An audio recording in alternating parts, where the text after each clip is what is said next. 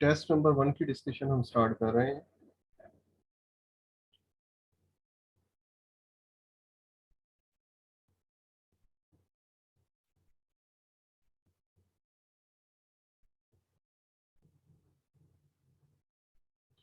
पहला क्वेश्चन है, which of the following statement is not true. कि कौन सी स्टेटमेंट ट्रू नहीं है when price is above the equilibrium, यानी कि प्राइस फ्लोर की बात कर रहे हैं। सप्लाई, डिमांड, और ये जो मेरी प्राइस है अबव द इक्विलिब्रियम, इक्विलिब्रियम ये है और जो प्राइस है वो अबव द इक्विलिब्रियम है, यानी कि ये डिमांड है और ये सप्लाई है। सप्लाई ग्रेटर है, डिमांड कम है। तो अब देखते हैं कि ऑप्शंस क्या है। There is a shortage of commodity, ये कमोडिटी की शॉर्टेज है। नहीं जी, ये शॉर्टेज तो नहीं है, ये तो सरप्लस है। दूसरा ऑप्शन देखते हैं, the quantity supply exceeds the quantity demand, यानी कि सप्लाई ज़्यादा है और डिमांड कम है। हाँ जी, ठीक है, ये भी ठीक है। थर्ड क्या है, pressure on the commodity prices downward, तो जब इधर प्राइसेस होगी तो ऑटोमेटिकली प्राइसेस ने क्या आना है, नीचे ही आना है। तो थर्ड ऑप्शन भी क्या है, ठीक है। और फोर्थ ऑप्शन क्या है, फोर्थ ऑप्शन है there is a surplus of commodity. हाँ जी, यहाँ सरप्लस भी है, तो ये सरप्लस भी है। तो ये पहले जो सेकंड, थर्ड और फोर्थ ऑप्शन ठीक है, पहला गलत है। तो हमने देखना भी यही है कि कौन सी स्टेटमेंट ट्रू नहीं है। तो इसका जो सही जवाब है वो क्या हो गया, फर्स्ट ऑप्शन इसका सही जवाब है। नेक्स्ट हम देखते हैं क्वेश्चन नंबर 2। क्वेश्चन नंबर 2 में वो क्या पूछता है, demand and supply forces determine market prices only in perfect competition, only in monopoly market, और in both market, none of this. तो इसका सही जवाब है सी, दोनों मार्केट्स में जो प्राइसेस हैं वो demand and supply he determinate करती है, यानी कि मार्केट जो प्राइसेस होगी वो सप्लाई और डिमांड की कंट्रीब्यूशन से ही determinate. Excess of supply in the result of, अब एक्सेस ऑफ सप्लाई, ये देखें जी, ये कॉन्सेप्ट देख लें। ये सप्लाई है, ये डिमांड है, ये इक्विलिब्रियम प्राइस होती है। इससे ऊपर वाली जो प्राइस होती है उसको हम प्राइस फ्लोर बोल रहे होते हैं, इसको स्पोर्टिंग प्राइस भी कहते हैं। ठीक हो गया। इसमें हमेशा क्या होगा कि जो कमोडिटी है ना वो आपकी सरप्लस होगी, और below the equilibrium selling price होती है। ये कंज्यूमर को सब्सिडी देने के लिए सेट की जाती है, इसको हम मैक्सिमम प्राइस बोलते हैं और फ्लोर को मिनिमम प्राइस बोलते हैं। तो इधर क्या पूछा हुआ है उसने, excess supply is a result, कि किस वजह से एक्सेस सप्लाई होती है। वो हमारी जो प्राइस फ्लोर है उसकी वजह से एक्सेस सप्लाई होती है। तो जो क्वेश्चन नंबर 3 है उसका जो बी ऑप्शन है वो करेक्ट। नेक्स्ट,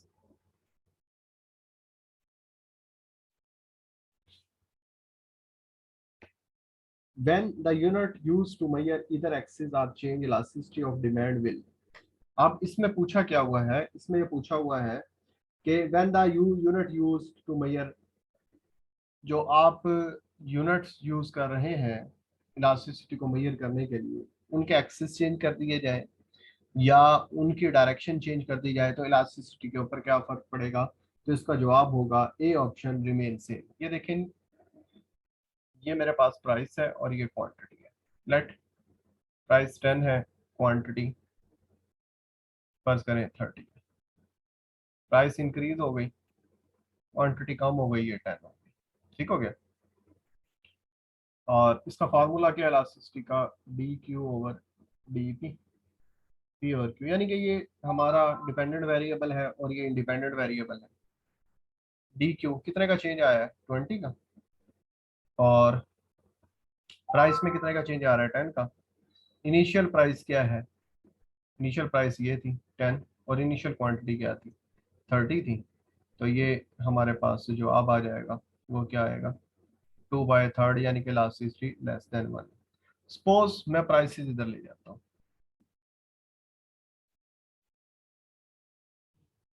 ये प्राइसेस और ये क्वांटिटी। प्राइसेस क्या थी 10 और क्वांटिटी क्या थी मेरी 30 और प्राइसेस क्या हो गई 20, क्वांटिटी क्या हो गई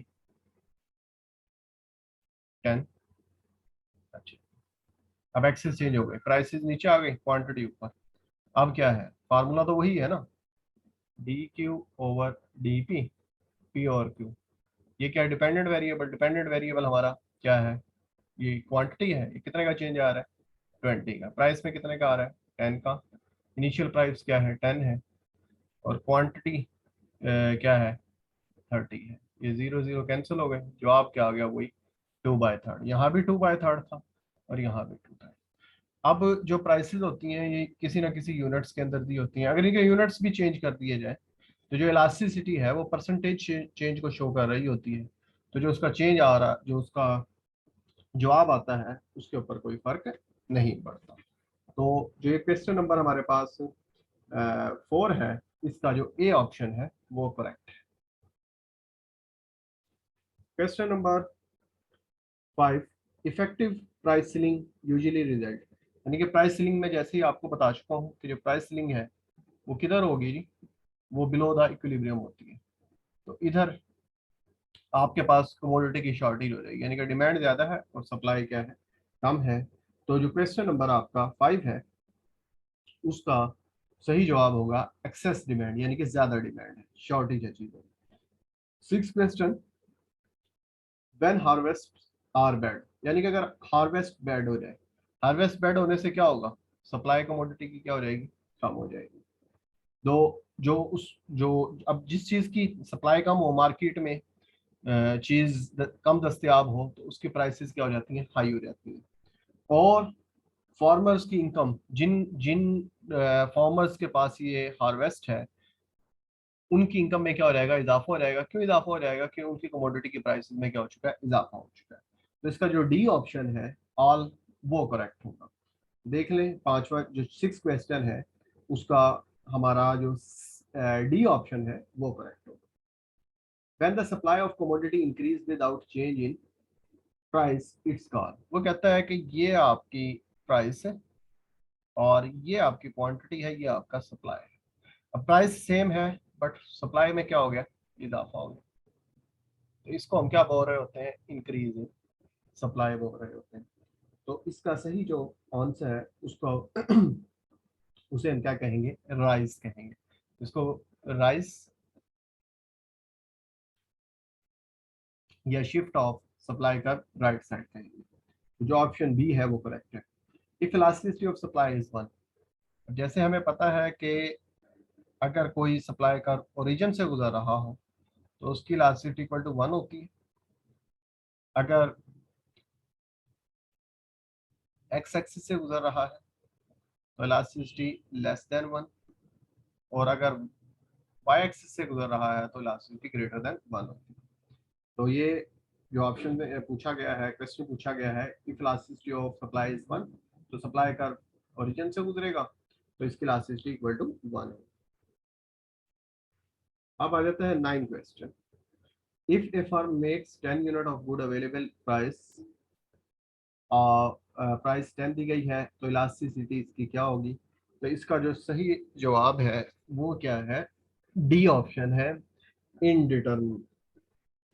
इनडिटर्मिनेट यानी कि उसने क्या दिया हुआ है फर्म्स की मेक्स 10 यूनिट्स, यानी क्वांटिटी उसने दी हुई है 100 यूनिट्स और प्राइस दी हुई है उसने 10। अब वो पूछ क्या रहा है इलास्टिसिटी। इलास्टिसिटी कैसे फाइंड होती है D Q over D P, P और Q.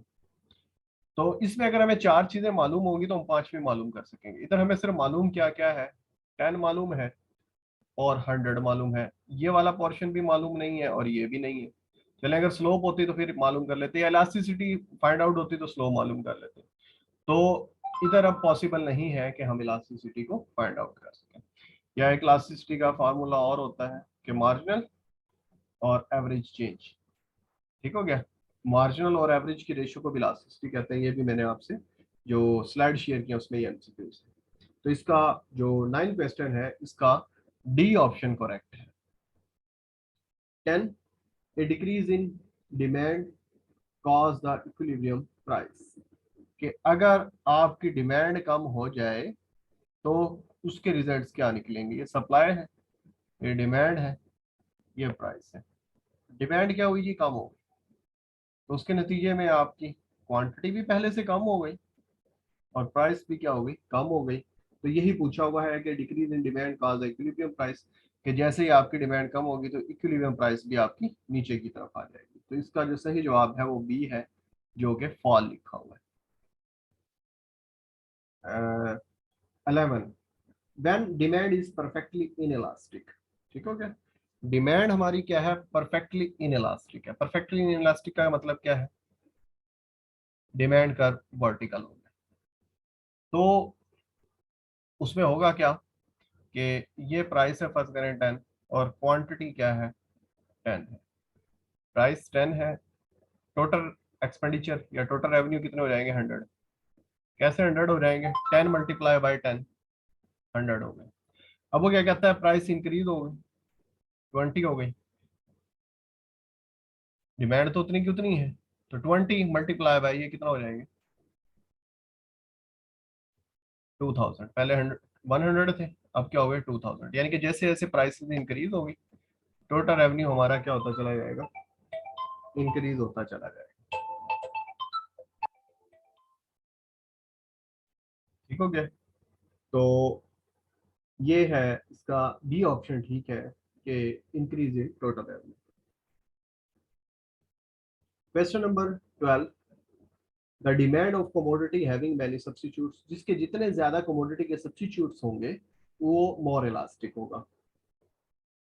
If cross elasticity of two good is minus -0.25। ठीक हो गया। अगर टू गुड्स की जो इलास्टिसिटी है वो है -25। अब इस क्वेश्चन के अंदर टेक्निकलिटीज ये है कि इसमें माइनस का साइन लगा हुआ है। जब भी क्रॉस इलास्टिसिटी के साथ माइनस का साइन लगा होगा तो इसका मतलब क्या है, वो कंप्लीमेंट्री गुड्स है। अगर यहाँ ये 0.25 लिख देता मैं तो ये क्या बन जाती, सब्स्टिट्यूट गुड्स बन जाती। तो इधर ये आपने देखना है कि कमोडिटीज क्या है। क्रॉस इलास्टिसिटी का भी वर्ड यूज किया गया है। अगर फर्ज करें क्रॉस इलास्टिसिटी का वर्ड यूज ना किया जाता, सिंपल होता क्वेश्चन, तो ये फिर इंफीरियर भी हो सकती है। Question number 14, which of the following does not cause in increase in demand, के कौन सी कॉज नहीं है डिमांड इंक्रीज होने की। अब जैसे कि हबीबुल्लाह वसीर की बुक में आपने पढ़ा होगा कि एक्सपेंशन, कॉन्ट्रैक्शन, इंक्रीज डिक्रीज में फर्क होता है। Expansion, contraction, movement along the curve, ये सब के सब किसी कब वर्ड यूज किए जाते हैं जब प्राइस चेंज हो। और शिफ्टिंग, राइज, डिक्रीज या change in quantity demand, change in sorry demand, ये जब वर्ड यूज किए जाते हैं जब जो क्वांटिटी के अंदर जो चेंज आ रहा है वो अदर फैक्टर्स की वजह से। तो इसमें पूछा गया है कि which of the following does not cause an increase in demand, यानी कि कौन सी जो ऑप्शंस है वो कॉज नहीं है इंक्रीज इन डिमांड का। इंक्रीज इन कंज्यूमर इनकम, अगर कंज्यूमर की इनकम चेंज हो जाए तो डिमांड चेंज होती है।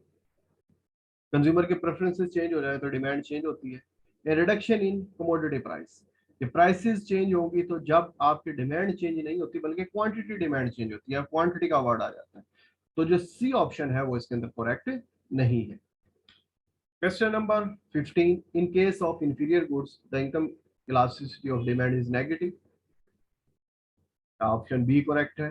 If demand is inelastic, a change a change in price will be total revenue in same direction। देखें ये मैंने जो स्लाइड शेयर किया उसमें भी आपको अगर प्राइस और टोटल रेवेन्यू का जो रिलेशन है वो नेगेटिव है तो इलास्टिसिटी ग्रेटर देन 1 होती है। टोटल रेवेन्यू और प्राइस का अगर रिलेशनशिप पॉजिटिव है तो इलास्टिसिटी लेस देन 1 होती है। प्राइस और टोटल रेवेन्यू का अगर कोई रिलेशनशिप नहीं है तो इलास्टिसिटी इक्वल टू 1 होती है। अब वो यही पूछ रहा है इस क्वेश्चन में, if demand is inelastic, inelastic का मतलब क्या है, less than 1, A change in price. अब जब प्राइस चेंज होगी तो अगर प्राइस इंक्रीज है तो टोटल रेवेन्यू या टोटल एक्सपेंडिचर भी इंक्रीज होंगे, अगर प्राइस डिक्रीज है टोटल रेवेन्यू या टोटल एक्सपेंडिचर भी क्या होंगे, डिक्रीज होंगे। तो जो हमारा जो ऑप्शन है बी वो करेक्ट होगा इसके अंदर। If we move along the demand curve to upward the elasticity demand will, ये आपका डिमांड कर्व दिया गया है, यहाँ इलास्टिसिटी 0 होती है, यहाँ इलास्टिसिटी लेस देन 1, सेंटर में इक्वल टू 1, इधर ग्रेटर देन 1 और इधर इन्फिनिटी होती है। वो कहता है अगर हम ऊपर की तरफ मूव होते चले जाएंगे तो इधर इलास्टिसिटी क्या होती जाएगी, इंक्रीज होती जाएगी, जैसे जैसे 0 से less than 1, 1 greater than 1, infinity. तो इसका जो सही जवाब है वो ए है कि अगर हम if we move along the demand curve upward, अगर हम अपवर्ड मूव होंगे तो इलास्टिसिटी इंक्रीज होती चली जाएगी। 17 का जो ए है वो बिल्कुल ठीक है। If burger and pizza are substitutes, decrease in the price of burger will shift demand curve of pizza. देखें जी, ये बी बर्गर है और पी जेड पिज्जा है, ये डिमांड कर्व है बर्गर का। फर्ज करें 10 बर्गर सेल हो रहे हैं और सपोज दैट बर्गर की जो प्राइस है ना वो भी 10। अब वो कहता है क्या है, if burger and price are substitute decrease in the price of burger, burger की प्राइस क्या हो गई है, डिक्रीज हो गई है। ठीक है, बर्गर की प्राइस क्या हो गई है, डिक्रीज हो गई है। बर्गर की प्राइस कितनी हो गई है, फर्ज करें 5 रुपीज, तो बर्गर लोग क्या करेंगे, ज्यादा खरीदेंगे, फर्ज करें 20 पर चलेगा। जब बर्गर ज्यादा खरीदेंगे, क्वांटिटी ऑफ बर्गर क्या हो गई, इंक्रीज हो गई, तो क्वांटिटी ऑफ जो पिज्जा है वो ऑटोमेटिकली क्या हो जाएगी, डिक्रीज हो जाएगी, क्योंकि एक दूसरे का सब्स्टिट्यूट्स है। अगर आपका पिज्जे का डिमांड कर्व ये था ए, तो ये लेफ्ट वर्ड शिफ्ट होकर क्या हो जाएगा, बी हो जाएगा। तो इसका सही जवाब क्या होगा, A option, left word shift. यानी कि जो 17 क्वेश्चन है, 18 जो क्वेश्चन है उसका जो सही जवाब है वो क्या है, ए।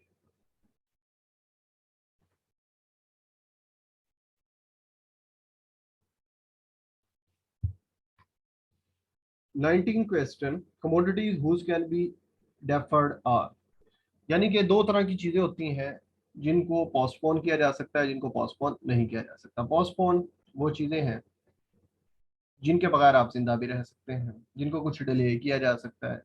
जैसे कि अगर आप कार खरीदना चाहते हैं तो दूसरी साइड्स पर आपने खरीदनी है, रोटी खरीदनी है, इंसुलिन खरीदनी है। अगर आप ना रोटी को पोस्टपोन कर सकते हैं ना ही इंसुलिन को पोस्टपोन कर सकते हैं, जिन चीज़ों को पोस्टपोन नहीं कर सकते, इट मीन ये जरूरियात ज़िंदगी है, इनके बगैर आप सर्वाइव नहीं कर सकते, तो इनकी इलास्टिसिटी लेस देन 1 होती है। जिनको डेफर्ड किया जा सकता है, कुछ अरसे बाद खरीदा जा सकता है, तो उनकी इलास्टिसिटी ग्रेटर देन 1 होती है। तो वो ये पूछ रहा है commodities whose can be use can be deferred are, वो क्या होगी, इलास्टिक होगी, उनकी इलास्टिसिटी ग्रेटर देन 1 होगी। 20 एमसीक्यूज है। when the both when both the prices of of substitutes and price of complementary x rise, the demand for x। देखें जी, ये पूछा क्या हुआ है, बड़ा इंपॉर्टेंट एमसीक्यूज है, 20 एमसीक्यूज की बात हो रही है। ये कोई कमोडिटी एक्स है, एक्स क्या है, ये सपोज डेट ये है हमारे पास सुजुकी आल्टो कर लेते हैं, आल्टो कार। अब इसका सब्स्टिट्यूट्स क्या है, इसका सब्स्टिट्यूट्स वैगनआर, डब्ल्यू से लिख रहा हूँ वैगनआर, ठीक हो गया। ये इसका क्या है, सब्स्टिट्यूट। और इसका कंप्लीमेंट क्या है, इसका कंप्लीमेंट है पेट्रोल। ठीक है। अब वो क्वेश्चन में क्या पूछता है कि ये जो आल्टो है ना, इसका जो सब्स्टिट्यूट्स है ना, उसकी प्राइसेस में क्या हो चुका है, इजाफा हो चुका है, यानी कि वैगनआर की प्राइसेस में इजाफा हो चुका है, और साथ ही पेट्रोल की प्राइसेस के अंदर भी क्या हो चुका है, इजाफा हो चुका है। अब इसकी सब्स्टिट्यूट्स की प्राइसेस में इजाफा हुआ है तो क्वांटिटी ऑफ वैगनआर डिक्रीज हो जाएगी और क्वांटिटी ऑफ एक्स क्या हो जाएगी, इंक्रीज हो जाएगी। ठीक हो गया, यानी कि ये पॉजिटिव हो गया रिलेशन वैगनार की प्राइस का और जो आल्टो है उसकी क्वांटिटी का।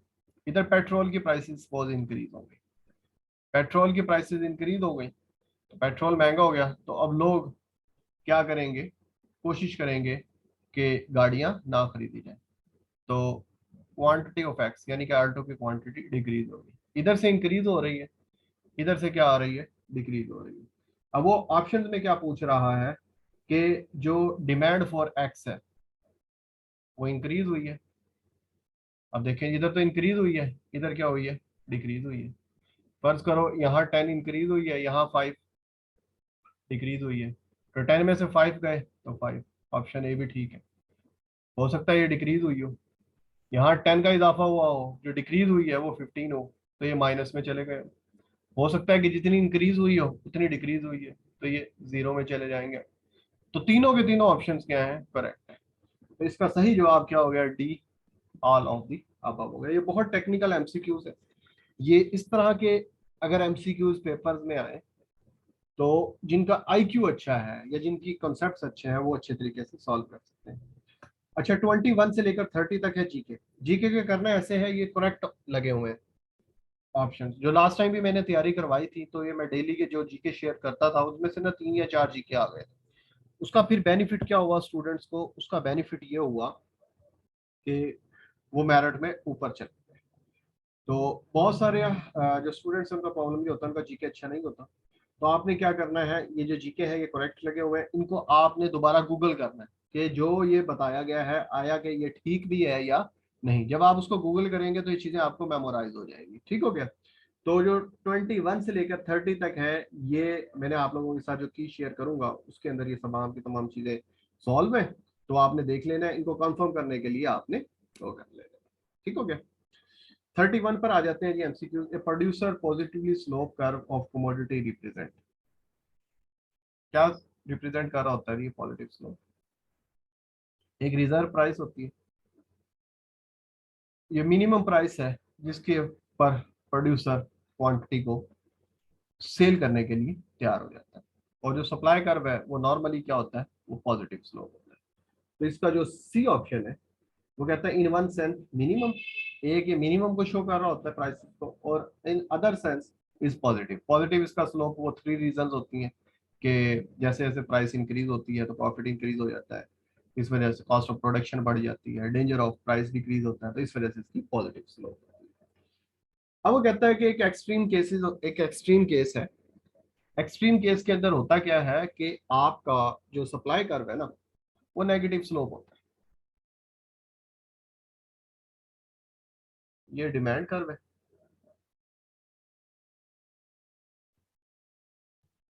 ये डिमांड कर्व है, और नेगेटिव सप्लाई कर्व है, ये सप्लाई कर्व नेगेटिव। एक ये स्टिपर बना दिया और ये मैंने क्या बना दिया, फ्लैट बना दिया, ये इक्विलिब्रियम है हमारा। अब वो कहता है कि सपोज आप इक्विलिब्रियम से डिसइक्विलिब्रियम की तरफ चले जाएं, जैसा कि ये मेरे पास है सप्लाई और ये डिमांड। अगर हम ऊपर जाएं तो अल्टीमेटली हमने नीचे की तरफ आना है, और अगर नीचे चले जाएं तो हमने किधर जाना है, ऊपर की तरफ आना है। यानी कि यहाँ इक्विलिब्रियम में स्टेबल होना ही होना है। अगर आपके पास इस तरह की सिचुएशन हो फिर क्या होगा, स्टेबल इक्विलिब्रियम होगा या अनस्टेबल होगा, देख लेते हैं। ये मेरी इक्विलिब्रियम प्राइस है, इक्विलिब्रियम से ऊपर चला जाता हूँ, सप्लाई ज्यादा है उधर, ये डिमांड है और ये सप्लाई है, यानी कि डिमांड कम सप्लाई ज्यादा, सरप्लस है कमोडिटी। जब कमोडिटी सरप्लस होगी तो प्राइस हमेशा क्या होगी, डिक्रीज होगी। आप दोबारा इक्विलिब्रियम की तरफ आ जाए, ठीक है। अगर नीचे आ गए, इधर डिमांड ज्यादा है सप्लाई कम है, तो प्राइस ने अल्टीमेटली उसमें प्राइस में क्या होना है, इजाफा होना है। तो आपने अनस्टेबल से स्टेबल की तरफ चले जाना है। इधर देखते हैं, ये इक्विलिब्रियम प्राइस है, हुआ क्या कि मैं इधर आ गया नीचे की साइड, इधर डिमांड ज्यादा है सप्लाई कम, ठीक हो गया। और इधर क्या है, इधर डिमांड ज्यादा है और सप्लाई कम। जब डिमांड, सॉरी, डिमांड ज्यादा है, ये डिमांड है और ये क्या सप्लाई है, डिमांड ज्यादा सप्लाई कम है, तो क्या होता है, प्राइसेस में इजाफा होता है। और इधर क्या है, इधर सप्लाई ज्यादा है और डिमांड क्या है, कम है। उस सूरत में क्या होगा, प्राइसेस कम होगा। इधर तो पहले इक्विलिब्रियम से नीचे प्राइसेस कम है, तो हम डाउनवर्ड शिफ्ट होना शुरू हो जाएगा। अगर ऊपर है तो ऊपर की तरफ जाएंगे, यानी कि आप स्टेबिलिटी की तरफ नहीं आ रहे, इक्विलिब्रियम से दूर ही जाते जा रहे हैं। तो इधर स्टेबल है, इधर अनस्टेबल है। ठीक है, तो दोनों पॉसिबिलिटीज हैं। तो इसका जो सही है वो हमारे पास जो ऑप्शन होगा वो सी होगा, जिसमें मैंने 32 का सी ऑप्शन करेक्ट है, जिसमें बोथ आर पॉसिबल लिखे हुए। ठीक है, नेक्स्ट है जी,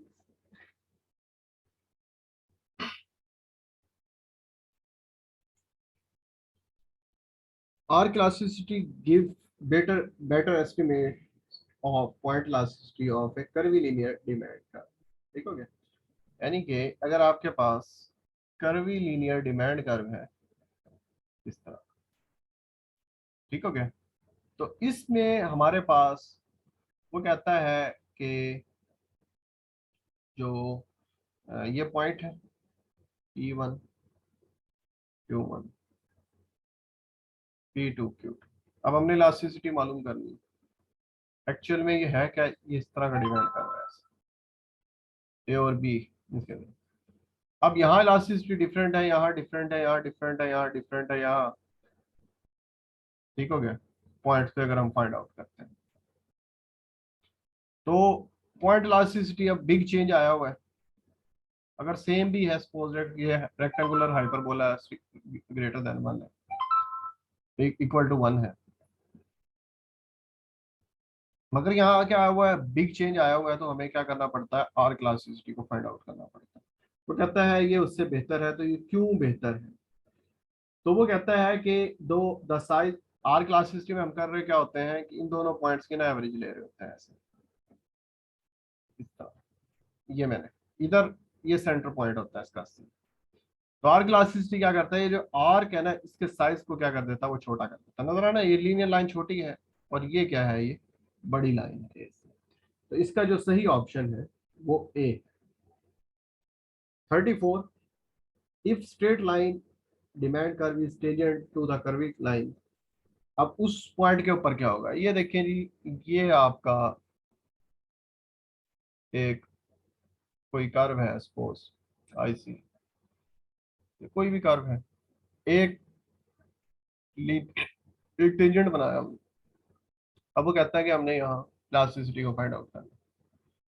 तो जिस पॉइंट के ऊपर हमने टेंजेंट बनाया है उधर ये लीनियर की और जो ये है आपका कर्वी लाइन है, इनकी इलास्टिसिटी क्या हो जाएगी, इक्वल हो जाएगी। If the straight line demand curve is tangent to the curvy demand curve, the elasticity of two demand curve at the point. अब इस पॉइंट्स के ऊपर इलास्टिसिटी है वो सेम होगी। तो जो 34 एमसीक्यूज है उसका जो ए ऑप्शन है वो करेक्ट है। 34 एमसीक्यूज,